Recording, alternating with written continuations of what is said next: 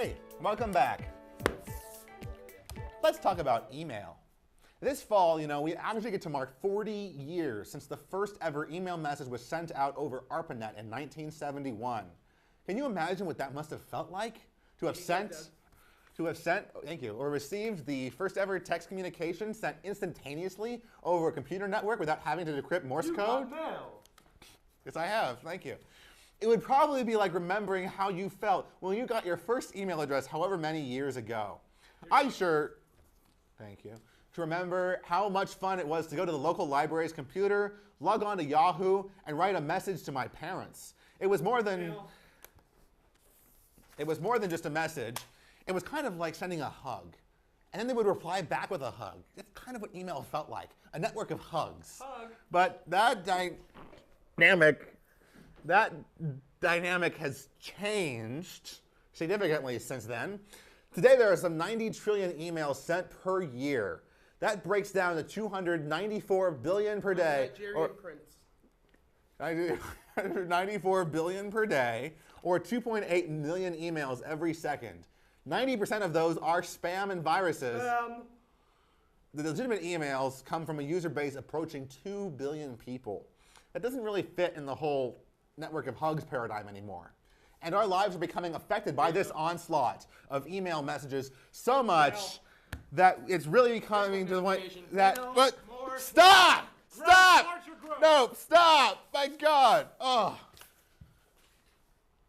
How many times has that happened to you, where the email in your life becomes so overwhelming that you just want to throw it away? If you haven't experienced that yet, you will. In fact, I believe that effectively managing your email is going to become the biggest soft skill in the workplace in the 21st century. And that's why I want to tell you about a methodology for getting control of your email called Inbox Zero. Inbox Zero was coined about 5 or so years ago by a blogger and productivity guru by the name of Merlin Mann. And the idea is quite literal. The goal is to process your email inbox down to zero. Sound impossible? Perhaps. But really, it's nothing more than advanced common sense. And here are some of the core principles of Inbox Zero. Number 1, your time and attention are finite, but the demands for your time and attention are infinite. Therefore, you need a system to manage the busy work of everyday life, such as email, so that it doesn't take away from the more important things that you need to focus on.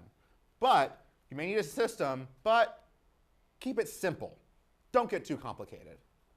Number 2, working with email means more than just checking email. If you work at a deli and the cashier hands you a couple of orders, you're not just going to stand there and keep checking for more orders. For Pete's sake, you're supposed to make the damn sandwiches. Perfect. Similarly, letting old emails accumulate in your inbox defeats the purpose altogether. You make the damn sandwich. Number 3, processing email means more than checking, but less than responding. So when you receive an email, the question becomes, so what? When that email arrives in that inbox and you read it, you want to get it out of your inbox quickly. And that means having a predefined set of actions that you can act upon for your email message. So let's take a look at some of the actions that I have available. Oh, thank you. Hey SOC students, the Dinner with Alumni program is back. After a successful first year, the American University alumni... And that brings me to the first option. Because I don't know about you, but about half the email I get every day is stuff like that from SOC or some other group. Even if it is something I would care to read through, I'll rarely have any use for it when I'm done reading it, so just delete it. Get it out of your inbox so it's not just sitting there continuing to hog your brain for attention. But wait, what if you're freaking out about the off chance that you might actually need that email again? Well, if you're using Gmail, it's got this great button called Archive, which simulates deleting your email without actually doing so. So if for some reason you need to go find it again, you can use the search box to comb through the archives. If you're not on Gmail, create an archive mailbox that you can use for those messages that you're really hesitant to delete permanently. As you begin to lose the fear, you'll be amazed at how much of your email you end up deleting. Okay. Hey Doug, this idea of renaming Tech Talk to Chuck Testa has been working really well so far.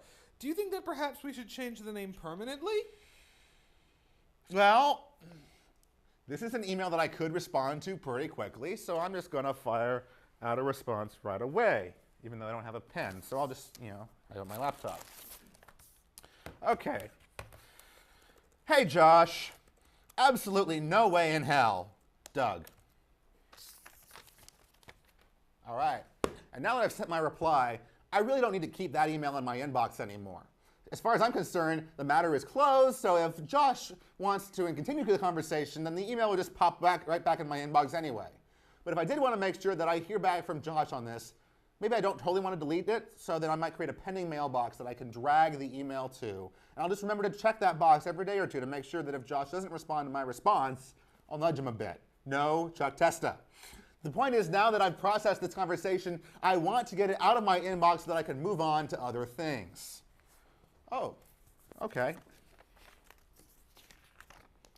The crew of Tech Talk demand an hourly wage, medical insurance including dental plans, lunch breaks, a rec room, Krispy Kreme donuts, an Xbox 360 in said rec room, monthly bonuses. Josh Feldman must give us each a unique compliment once every hour for every workday, and once a month, both Josh and Doug must take us to Six Flags. If these demands are not met, we will shut the studio down. Workers of the world unite. Okay. Actually, for the record, that is an actual email that Josh and I received a few weeks ago by some schmuck named Ivan Idea. Huh. Fortunately, Josh is in charge of internal crew member relations, which brings me to my third action, delegate. So I'll just forward that message on to him, maybe stick the original in my pending mailbox so that I can follow up later if I need to, and move on. Woo. Oh, thanks. All right. Hello, students. I have placed the following readings up on Blackboard. Please be sure to read them and complete the attached worksheet by the start of class on Monday. Sounds like my professor's a little bit drunk on the weekend. Finally, this is the type of email that trips most people up. Emails that actually ask us to do something. Well, if it is something really quick and you have time to do it, just do it, be done with it, and delete the email. But clearly, my professor's giving you a midweek homework assignment, and I'm not going to drop everything I'm doing to complete it right now. So that brings me to the fifth and final action, defer. You're going to need to find a system that works for you here. Maybe you should create a to-do mailbox that you drag this email to and make it your goal to try to get that inbox empty by the end of the day or the week or whatever. Or maybe you have a calendar, to-do list, an app that compiles info like Evernote, or even a pile of sticky notes where you can collect that information. Personally, I have one mailbox for my to-do items, do within the short term, like within the next week or ASAP, and another save this box for more long-term deferments. But you do need to have a system. Letting your messages accumulate in your inbox, however, is not a system. Your inbox grows bigger as days turn into weeks or months, and as those old to-do items get older and older, you grow guiltier and guiltier until one day you decide to just delete everything and start over. That's not a system. Now, I will grant that getting your inbox down to zero and keeping it there isn't easy. It takes a lot of discipline. I continue to struggle with it. But here are a few other tips to help you get there. First off, do email less. If you leave OS X Mail set to its default, it's going to check for new email once every minute. If you leave that open 12 hours a day, that's 5,040 checks in a week. Unless you work in customer service or it's your job to make sure that no one is about to launch a nuclear missile, you do not need to check that often. So try reducing that frequency to once every half hour or every hour. Be willing to quit your email program when you need it to get down to work. Perhaps schedule email dashes during the day. You'll probably find that most of your email is less important when you check it all at once instead of letting it trickle in. Next, don't let your system get too squirrely. You don't need to have a complicated assortment of actions. You don't need to have dozens of mailboxes for sorting your email. That's what the search box was invented for, Sherlock.